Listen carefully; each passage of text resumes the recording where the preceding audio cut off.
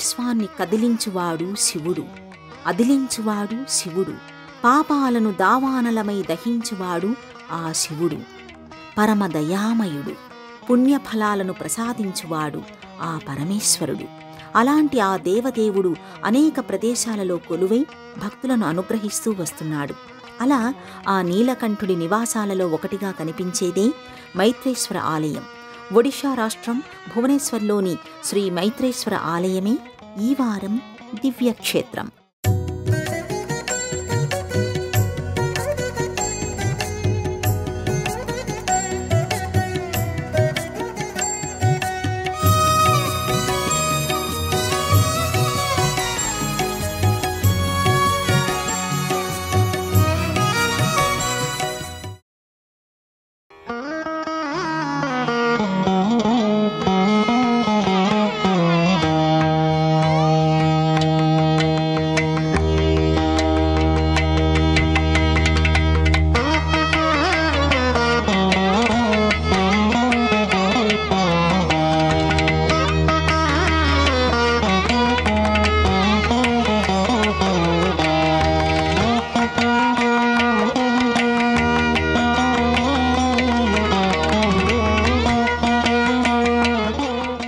గ్రహాలను అనుగ్రహించేవాడు, దిక్కులనే అంబరంగా ధరించువాడు ఆ గంగాధరుడు. పంచభూతాలను ఆవరించిన ఆదిదేవుడు పంచాక్షరీ మంత్రానికి పట్టుబడతాడు. దోసెడు నీళ్లతో అభిషేకిస్తే మనసు పాత్రలోకి జారిపోతాడు. అలాంటి ఆ మహాదేవుడు కొలువైన ప్రాచీనమైన ఆలయాలు భువనేశ్వర్లో చాలానే కనిపిస్తాయి. అసలు ఆ స్వామి పేరుతో ఏర్పడినదే ఈ భువనేశ్వర్. అలాంటి ఈ ప్రాంతంలో మైత్రేశ్వర ఆలయం తన ప్రత్యేకతను చాటుతోంది. శతాబ్దాలుగా తన విశిష్టతను వెదజల్లుతోంది.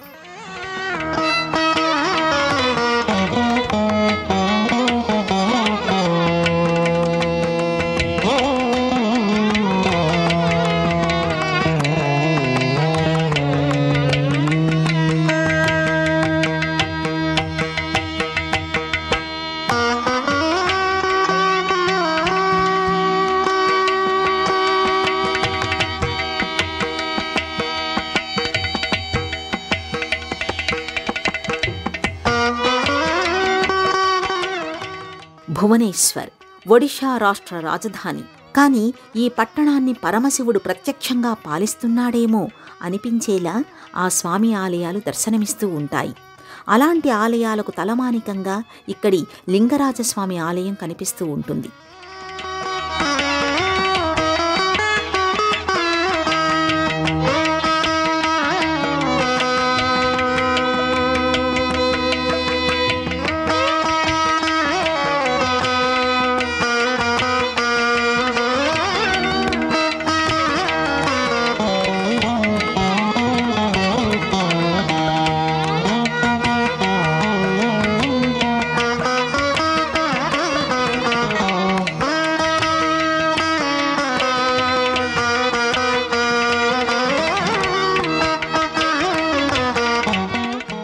సాధారణంగా ఆయా క్షేత్రాలలో ఆవిర్భవించిన ఆలయాలను దర్శించుకోవడానికి భక్తులు పెద్ద సంఖ్యలో తరలి వెళుతుంటారు.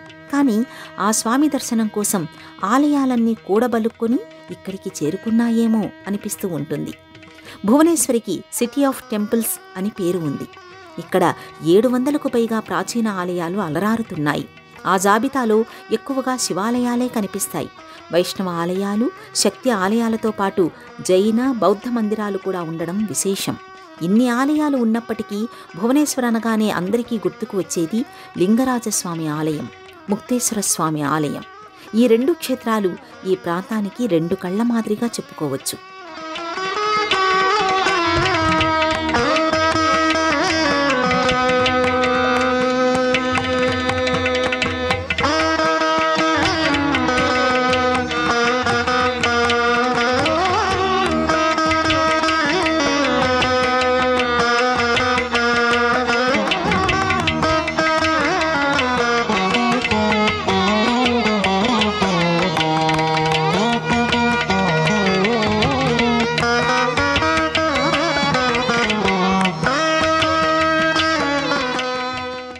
లింగరాజస్వామి ఆలయాన్ని చూస్తే మహాదేవుడి మనసుకి తగిన ఆలయంగా అనిపిస్తుంది.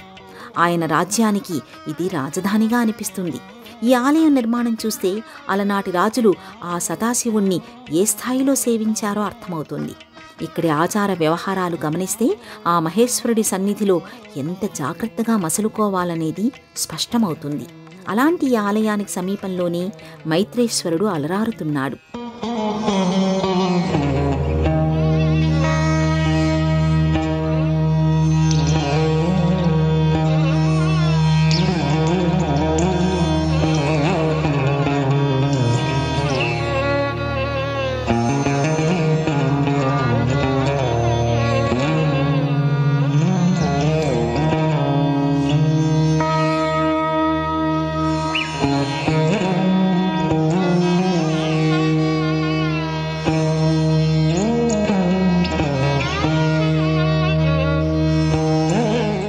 ముక్తేశ్వర ఆలయం కూడా మైత్రేశ్వర ఆలయానికి సమీపంలోని మరో అద్భుత నిర్మాణమే. 10వ శతాబ్దంలో సోమవంశపు రాజైన యయాతి కేసరి ఈ ఆలయాన్ని నిర్మించినట్టుగా చరిత్ర చెబుతోంది. ఇక్కడి శివుణ్ణి పూజించడం వలన ముక్తి కలుగుతుందని, అందువల్లనే ఈ పేరు వచ్చిందని చెబుతారు. ఇక్కడి తోరణ స్తంభం ఈ ఆలయానికి ప్రత్యేకమైన ఆకర్షణ. 2 వైపుల నుంచి ఒకే తీరుగా కనిపించే ఈ తోరణ ద్వారం దగ్గర నుంచే ఈ ప్రాంతానికి కొత్త నిర్మాణ శైలి పరిచయమైందనేది చరిత్రకారుల మాట.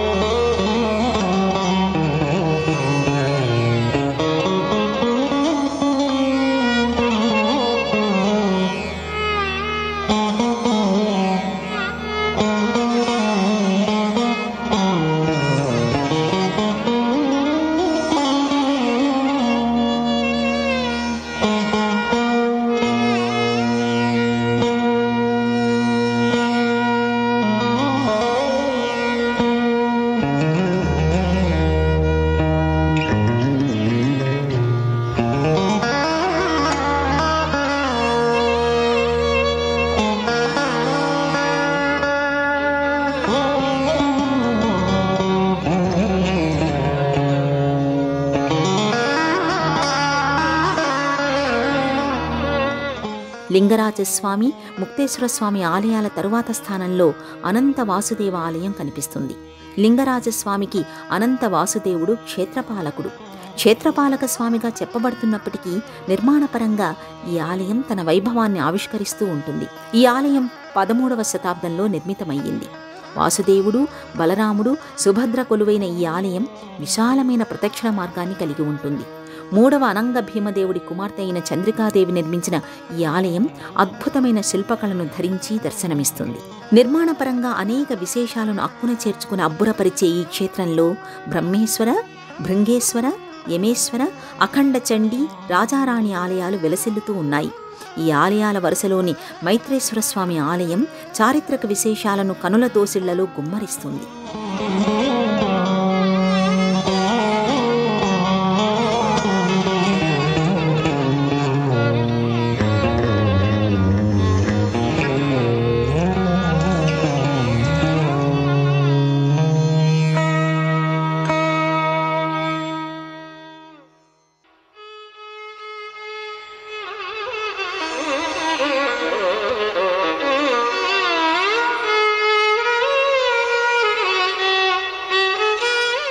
మైత్రేశ్వర ఆలయానికి పర్యాటకుల తాకిడి ఎక్కువగా ఉండడానికి కారణం ఈ 3 ప్రసిద్ధి చెందిన ఆలయాలు ఈ ఆలయానికి సమీపంలో ఉండడమే.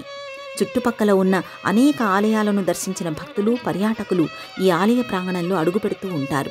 ఇక్కడ మైత్రేశ్వర ఆలయంతో పాటు ఇతర ఆలయాల నిర్మాణం ఒకే రీతిగా ఉంటుంది. ఎక్కడా కూడా రాజగోపురాల ప్రస్తావన కనిపించదు. ముఖమంటపం, గర్భాలయం చిన్నగాను, విమాన గోపురం చాలా పెద్దవిగానూ ఉంటాయి. శిల్పకళ తక్కువగా ఉండి రాళ్ల అమరికలోనే నగిషీలు ఉండేలా చూసుకున్నారు.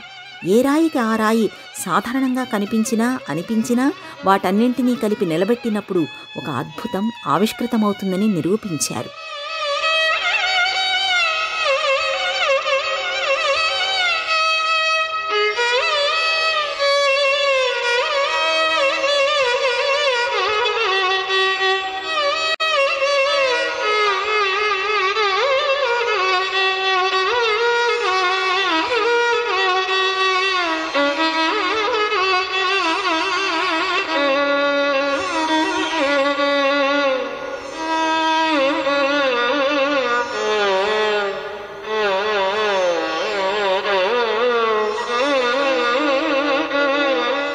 మైత్రేశ్వర ఆలయంతో పాటు ఇక్కడి ఇతర ఆలయాల నిర్మాణం చూడగానే అందరికీ వైష్ణవ ఆలయమైన పూరీ గుర్తుకు రావడం విశేషం. పూరీ జగన్నాథస్వామి ఆలయ విమాన గోపురం ఎంతో ప్రత్యేకతను కలిగి ఉంటుంది. ఆధ్యాత్మిక చారిత్రక వైభవాలను కలిపి కట్టినట్టుగా అనిపిస్తుంది. అలాంటి నిర్మాణ శైలిలో ఇక్కడి మైత్రేశ్వర స్వామి ఆలయ నిర్మాణం జరగడం మరింత విశేషంగా చెప్పుకోవచ్చు.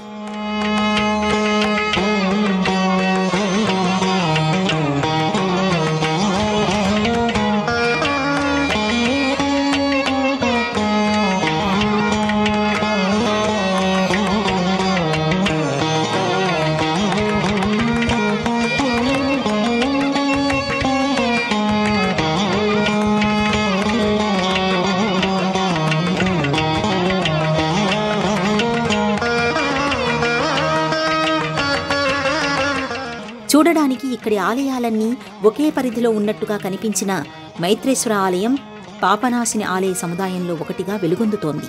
ఇక్కడి పాపనాశిని ఆలయ సముదాయంలో మొత్తం 4 ఆలయాలు కనిపిస్తాయి. ఆ జాబితాలో మైత్రేశ్వరతో పాటు బనేశ్వర, వరుణేశ్వర, పాపనాశిని ఆలయాలు ఉంటాయి.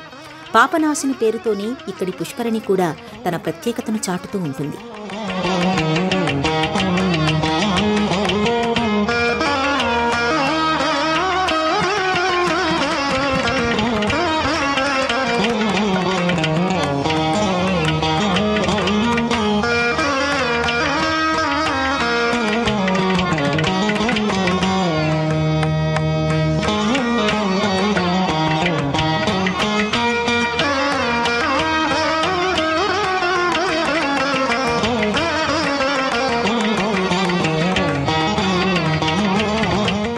సాధారణంగా శివయ్యకి మైత్రేశ్వర అనే పేరు ఉండడం చాలా అరుదుగా కనిపిస్తుంది.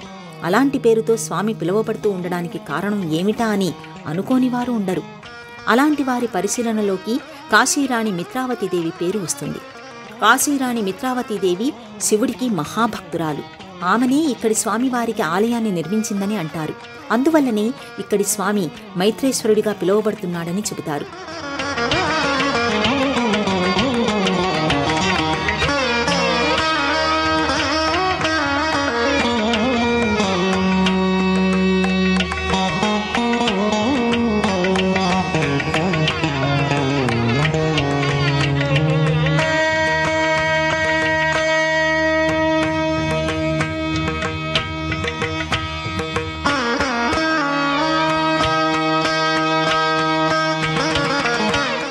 ఈ సముదాయంలోని ఆలయాలు 9వ శతాబ్దం నుండి 14వ శతాబ్దం మధ్యకాలంలో నిర్మించబడ్డాయి. మైత్రేశ్వర ఆలయాన్ని 12-14 శతాబ్దాల మధ్య నిర్మించినట్టుగా చరిత్ర చెబుతోంది. లేటరైట్తోనూ ఎర్ర ఇసుకరాయితోనూ పంచరథ శైలిలో ఈ ఆలయాన్ని నిర్మించారు. ఏనుగులతో కూడిన ఊరేగింపు, వివిధ నృత్య భంగిమలతో కూడిన అందమైన స్త్రీల శిల్పాలు ఇక్కడి ఆలయ గోడలపై మలిచారు. సాధారణంగా యాలిసులు సింహం తలను పోలిన ఆకృతిని కలిగి ఉంటాయి. ఇక్కడ ఏనుగు తలను కలిగిన యాలిసులను కూడా మలచడం విశేషంగా అనిపిస్తుంది.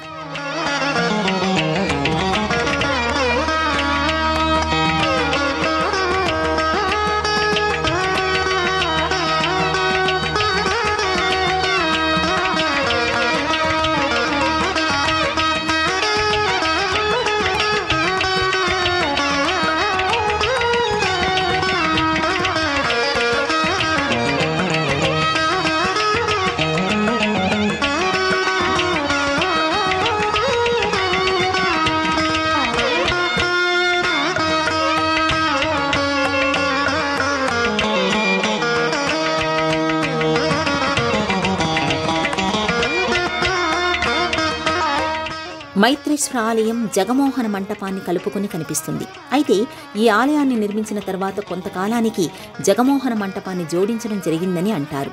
అందుకు కారణం నిర్మాణపరంగా కనిపించే మార్పులేనని చెబుతారు. ఈ రెండింటి నిర్మాణానికి వాడిన రాయి వేరు, నిర్మాణ శైలి వేరు. అందువల్లనే పక్కపక్కనే ఉన్నప్పటికీ ఈ మందిరాలు రెండూ విలక్షణంగా అనిపిస్తూ ఉంటాయి.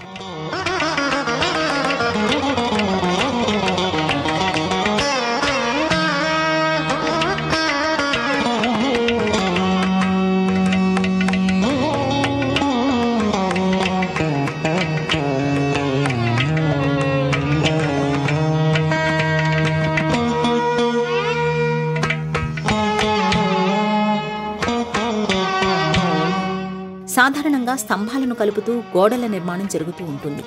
ఆలయాల నిర్మాణంలోనూ ఇదే పద్ధతి కనిపిస్తుంది. కానీ ఇక్కడి ఆలయ నిర్మాణాన్ని పరిశీలిస్తే నిలువెత్తు స్తంభాలను వరుసగా దగ్గరగా నిలబెట్టి కట్టినట్టు కనిపిస్తుంది. అంచెలంచెలుగా నగిషీల తీరు మారుస్తూ వెళ్లిన విధానం ఆశ్చర్యపరుస్తుంది. మధ్యలో చిన్న చిన్న మందిరాలు, ఆ మధ్యలో యాలిసాకృతులు మలిచిన విధానం మంత్రముగ్ధుల్ని చేస్తుంది. ఈ ఆలయ నిర్మాణ నైపుణ్యమంతా గర్భాలయ విమాన గోపురంలోనే కనిపిస్తుంది. స్తంభాలలోనే స్తంభాల నమూనాలు, సూక్ష్మమైన మందిరాలలోనే స్పష్టమైన దేవతామూర్తుల ప్రతిమలు, కీర్తిముఖాలు, అక్కడక్కడ తళుక్కున మెరిసే సౌందర్య శిల్పాలు సమ్మోహితుల్ని చేస్తాయి. 3 వరుసలతో సృష్టించిన నగిషీలు పరమశివుడి పాలభాగాన విభూతి రేఖల మాదిరిగా అనిపిస్తాయి. క్రింది నుంచి పై వరకు ఈ విమాన గోపురం విస్మయాన్ని రాశిపోసినట్టుగా కనిపిస్తుంది.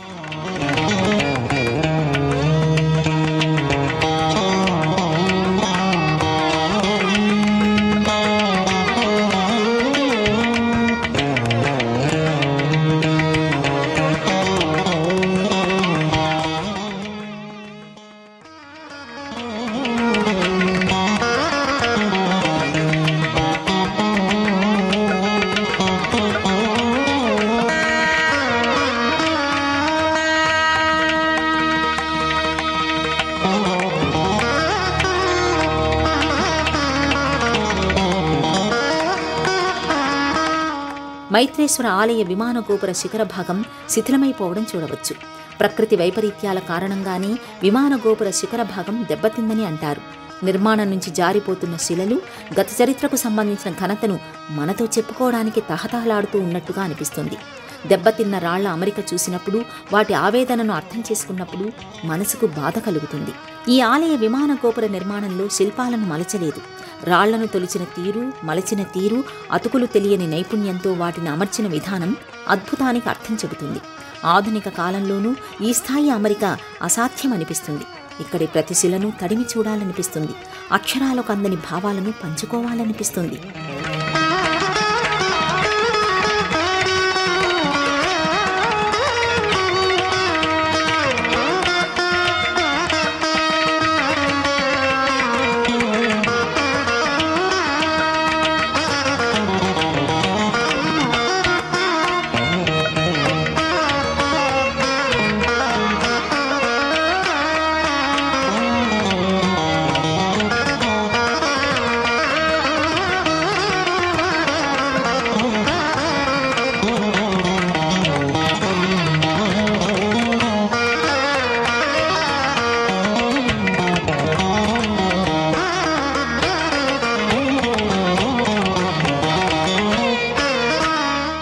మైత్రేశ్వర ఆలయం తరువాత ఆ స్థాయి నిర్మాణంగా ఆ పక్కనే వరుణేశ్వర ఆలయం కనిపిస్తుంది. గజపతి వంశానికి చెందిన కపిలేంద్రదేవ ఈ ఆలయాన్ని నిర్మించినట్టుగా ఆధారాలు ఉన్నాయి. మహారాజు కపిలేంద్రదేవ జీవితాన్ని పరిశీలిస్తే ఆయన శౌర్య పరాక్రమాలతో పాటు ఆధ్యాత్మిక పరంగా ఆయన కొనసాగించిన ప్రయాణం కూడా స్పష్టంగా కనిపిస్తుంది. 1434-1467 మధ్య ఆయన పరిపాలన కొనసాగిందని చరిత్ర చెబుతోంది. కపిలేంద్రదేవ ఒక చిన్న అధికారిగా తన జీవితాన్ని మొదలుపెట్టిన ఆయన ఆ తరువాత మహారాజుగా మన్ననలు అందుకున్నాడు. తాను సూర్యవంశానికి చెందిన రాజుగా ప్రకటించుకున్నాడు. పూరీ జగన్నాథస్వామి ఆలయ విస్తరణలో ప్రధానమైన పాత్ర పోషించాడు. కపిలేశ్వర ఆలయంతో పాటు ఇక్కడి వరుణేశ్వర ఆలయాన్ని నిర్మించినట్టుగా చెబుతారు. కపిలేంద్రదేవ కాలంలోనే ఒడిషా భాషా సాహిత్యానికి మరింత గౌరవం లభించిందని, కళలు సంస్కృతి విరాజిల్లాయని అంటారు. ఆయనచే నిర్మితమైన ఆలయాల పట్ల ఇక్కడివారు మరింత భక్తి శ్రద్ధలు కనబరుస్తూ ఉంటారు. ఆలయ వేదిక పద్మపీఠాలను పోలిన బండరాళ్ల అమరికపై మొదలవుతుంది. గర్భాలయ విమాన గోపురం మొదలయ్యే వరకు గల గోడలపై చిన్న చిన్న మందిరాల అమరిక అందంగా కనిపిస్తుంది. ఇక్కడి ప్రతి నిర్మాణంపై నవగ్రహాల రూపాలు, లక్ష్మీదేవి శిల్పచిత్రాలు కనిపిస్తూ ఉంటాయి. అదే శిల్పచిత్ర మాలిక మనకు వరుణేశ్వర ఆలయంలోనూ దర్శనమిస్తుంది. ఈ సముదాయంలో బనేశ్వర, పాపనాశిని మందిరాలు చాలా చిన్నవి. వేరువేరు దిశలుగా ముఖద్వారాలను కలిగిన మందిరాలు ఇవి. 100 ఏళ్ల చరిత్రను మోస్తూ అలసిపోయినట్టుగా కనిపిస్తున్నప్పటికీ అలనాటి వైభవానికి ప్రతీకలుగా ఇవి తమ ప్రత్యేకతను చాటుతూ ఉంటాయి. ప్రాచీనమైన ఈ మందిరాలలో శివ సంబంధమైన పర్వదినాలలో సందడి కనిపిస్తుంది. ఇక్కడే పాపనాశిని పేరుతో కోనేరు కూడా కనిపిస్తుంది. ఇక్కడి ఆలయాల కంటే ముందు నుంచే కోనేరు ఉన్నట్టుగా శాసనాలను బట్టి తెలుస్తోంది. పరమశివుడి అనుగ్రహాన్ని కోరుతూ ఒక మహర్షి ఇక్కడ చాలా కాలం పాటు తపస్సు చేశాడట. అప్పుడు ఆదిదేవుడు ప్రత్యక్షం కాగా మానవుల పాపాలను హరించే పుణ్యతీర్థాన్ని ఇక్కడ సృష్టించవలసిందిగా కోరతాడు. అలా సదాశివుని అనుగ్రహంతో ఈ కోనేరు ఏర్పడిందని చెబుతారు. ఈ కోనేరులో స్నానం ఆచరించడం వలన సమస్త పాపాలు తొలగిపోతాయనే బలమైన నమ్మకం చాలా కాలం నుంచి ఉన్నది.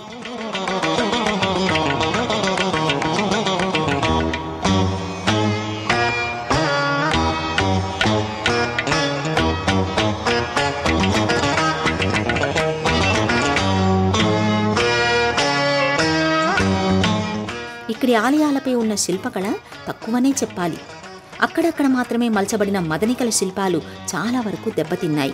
కాళ్ళు, చేతులు, కనుముక్కు తీరు దెబ్బతిన్నప్పటికీ ఆ శిల్పాలలో జీవం తొణికిసలాడుతూనే ఉంటుంది.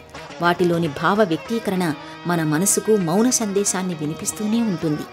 భువనేశ్వర్లోని వందల ఆలయాలలో ప్రతి విమాన గోపురం ఒక శివలింగాన్ని తలపిస్తుంది. ధ్యానానికి కూర్చున్న జటాధరుణ్ణి గుర్తుకు చేస్తుంది. ప్రతి మందిరం మహాదేవుడి మంత్రాన్ని జపిస్తూ ఉంటుంది. సదాశివుడి నామాన్ని సదా స్మరిస్తూ ఉంటుంది.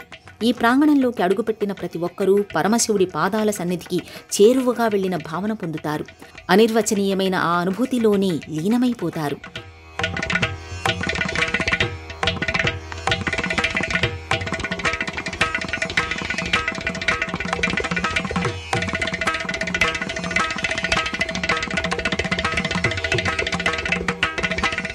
మహాశివుడి మహాసామ్రాజ్యం, కదులుతున్న రథాలను తలపించే ఆలయాల సముదాయం, ఎంతోమంది రాజుల ఏలుబడిని చూసిన ప్రదేశం, అనేక మంది రాజుల అంకిత భావానికి నిదర్శనం భువనేశ్వర్. భక్తిభావ పరిమళాలు వెదజల్లే ఆలయాల వనం ఇది. నిర్మలమైన మనసులలో నిలిచిపోయే ఆధ్యాత్మిక నిధి ఇది. అలాంటి ఈ దివ్యక్షేత్రాన్ని మనసుతో దర్శించాలి, హృదయంతో స్పర్శించాలి. దేశంలోని అన్ని ప్రధానమైన నగరాల నుంచి భువనేశ్వరికి రోడ్డు, రైలు, వాయు మార్గాలు ఉన్నాయి. విజయవాడ, విశాఖపట్నం, శ్రీకాకుళం, బరంపూర్ మీదుగా భువనేశ్వర్లోని ఈ దివ్యక్షేత్రానికి చేరుకోవచ్చు.